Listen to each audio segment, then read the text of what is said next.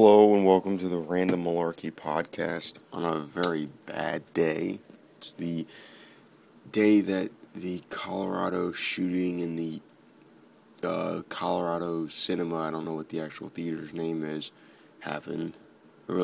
Just a really awful, tragic, barbaric thing that I don't have to be too dignified here, some asshole did. Just went in. I think it was described as wearing like an all-black military-grade suit with big goggles, and I think with a shotgun, if I'm correct. He shot up a shotgun and I think a pistol. He shot up the theater, and he killed 10 people instantly, and then 4 more died in the hospital. I mean, he's a fucking lunatic. What else can you say? He's obviously not a sane, regular person. But it's really disgusting how, in light of this, all you see, not people jumping forth to help those in need in this moment of crisis, what you see is an immediate political grab by the media and by those who espouse a particular ideological view. And what I mean by that is now, of course, it's just going to turn into what all these turn into. It's not about the victims. It's about being able to say that we shouldn't be able to have guns in this country. And so now we need to ban those. And who would know that better than Piers Morgan, who's made some tweets, and I'll read them off here. His first tweet is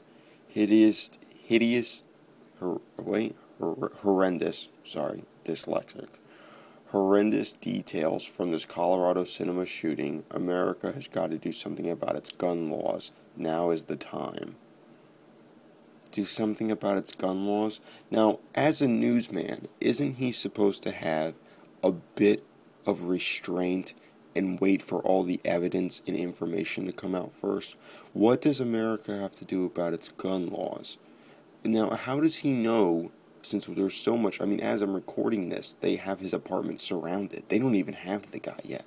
How does he know that that man legally obtained those guns in the first place? It's not even clear.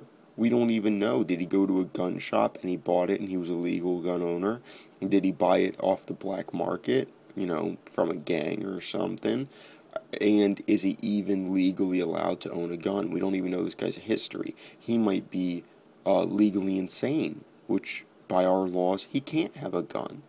And simply to say we need to change gun laws, well, that's irresponsible. That's like if somebody starts running through a crowd and he's high on something, say weed, I don't know. I don't do drugs, I'm a loser.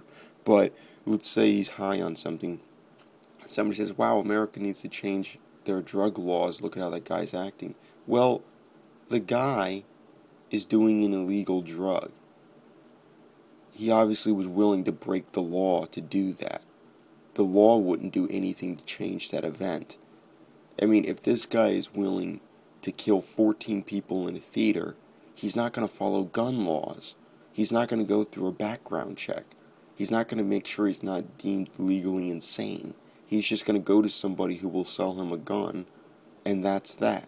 He makes a massive assumption right there that the laws were followed, and this guy got a gun. And maybe the laws were followed. I don't know. Because, see, what responsible people do, and maybe Piers Morgan doesn't realize this, is they wait for the evidence to come out, especially when their job is to report the evidence. That's just so illogical. And he has another tweet. I almost said teat. Another tweet. More Americans will buy guns after this to defend themselves, and so the dangerous spiral descends. When/how does it stop? Well, all those people are doing is exactly what he said, to defend themselves. Defense is a reaction. It's not causation. So if I have a gun with the explicit purpose to defend myself, well, if nobody puts me in a scenario where I need to defend myself, then I never shoot the gun. That's a gun that's going to sit in my cabinet for the rest of my life, and probably will just be taken to the range occasionally to make sure everything's in working order. And that's it. So again, he acts like that if there was a legal gun owner in that theater, and he had a concealed weapons permit, and he was sitting in there with his loaded pistol, and that guy came in and started shooting up the place, he acts like that legal gun owner would actually get up and join the man in shooting people, not get up and shoot that guy in the face.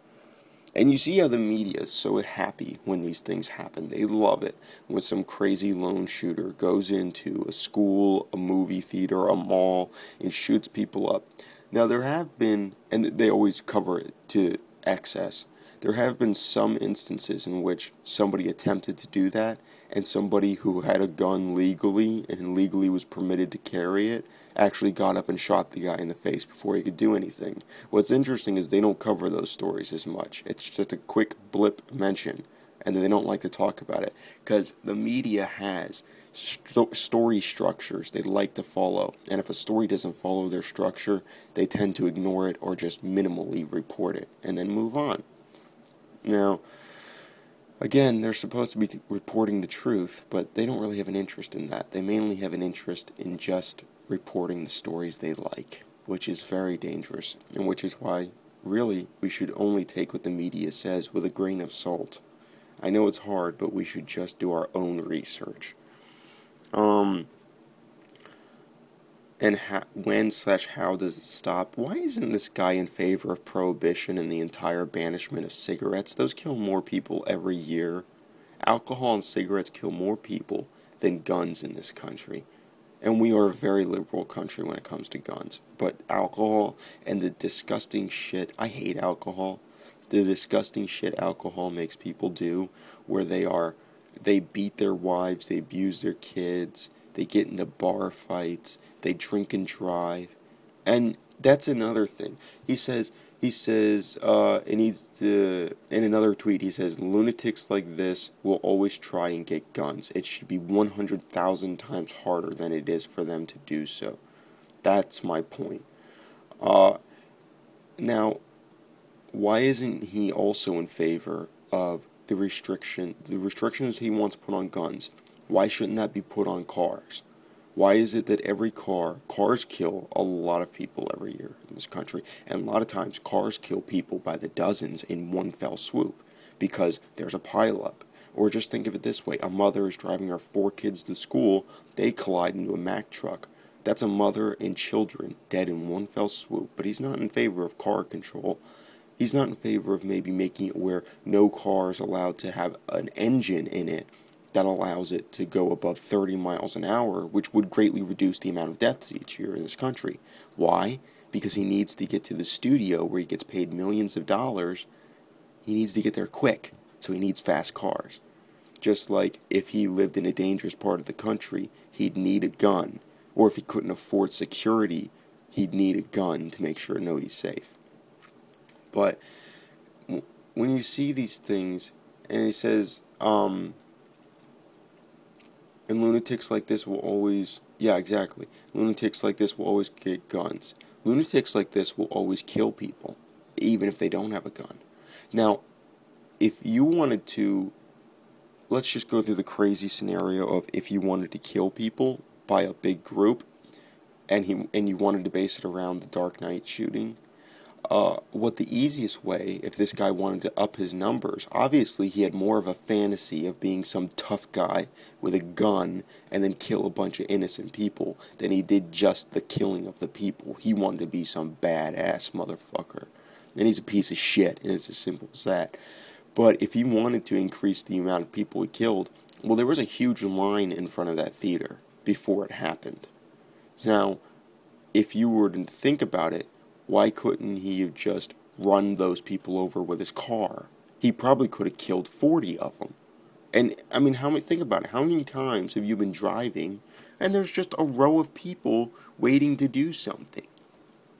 But it's just because the fact that it doesn't fit these people's fantasies to do so, to run people over. But I'm not saying this should be a reason to not ban guns, but if you manage to ban guns, they're just going to start doing that. And then are we going to ban cars? And then once we ban cars, they'll start running people over with motorcycles. Well, then you ban motorcycles. And then they'll just start hitting people with chairs. Okay, nobody can sit anymore. It doesn't work. See, crazy people always do crazy things. And you just got to hope and pray that we're prepared enough to handle them when they come. Because lots of times crazy people are clever. And they know how to hide their crazy till it's too late for all of us. It's not a matter of banning guns and cars that's going to stop them. It's a matter of us just being prepared and all of us being right there and ready to do it. And could you imagine if a legal gun owner, I don't know if I made this point already, could you imagine if a legal gun owner was sitting in that theater when that guy walked in? He'd have shot the guy after he shot the first person. That guy would have went down. And this would have been a blip on the radar of news because it would have went, somebody tried to shoot into a theater and then some gun owner stepped up and shot him. They don't like to report those stories. It wouldn't be this national sensation. They wouldn't be touting that guy as a hero. It would just be a quick mention. So, it's as simple as that. This fits the structure of the stories they like to tell, and they're going to be telling it to excess, trying to make every political point they can. And that's the sad part. We should really just try to help those families that now are suffering through an awful time. But now it's a time for everyone to just make political grabs, one way or the other. And it's just sad that it descends to that almost instantly.